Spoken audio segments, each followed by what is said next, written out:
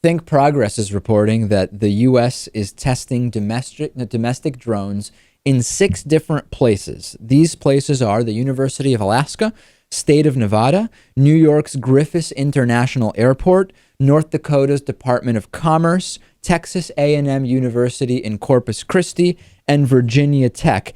I've received, I don't know, maybe 8 or 10 emails asking me to cover this story, and I think we have to take a step back for a second here, Lewis, because of the unarmed.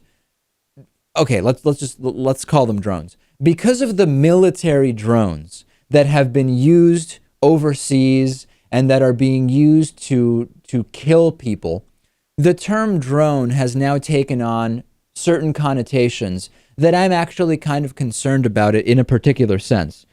Unarmed vehicles probably represent progress when it comes to many areas of technological advancement.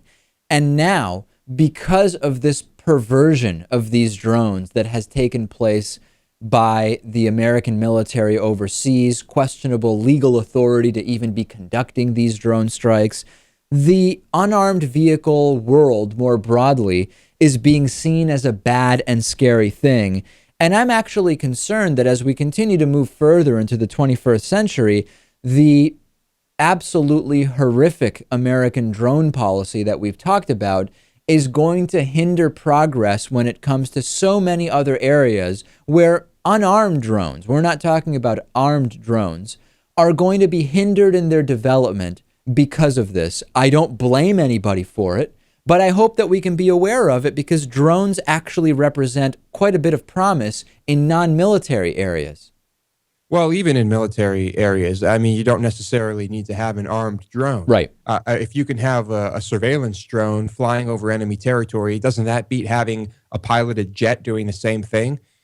So drones are important. They are the future. This research doesn't bother me. I doubt there are bombs equipped to these drones that are being tested in, over our skies here. But like you said, I can understand someone who is firmly against weaponized drones being angered by this. We just have to kind of disaggregate the fact that even though drones may mean unarmed killing machines used to kill people who have not been formally charged or proven guilty of having committed any crime, it's tough, but we have to try to disaggregate that and say it doesn't have to be that. Let's actually be open to all of the other things that unarmed aerial vehicles could actually do for us.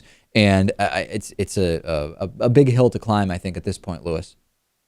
Yeah, but aside from all of that, we have talked about how this type of research, this type of technology, just advances things in general, technologically. So that's important too.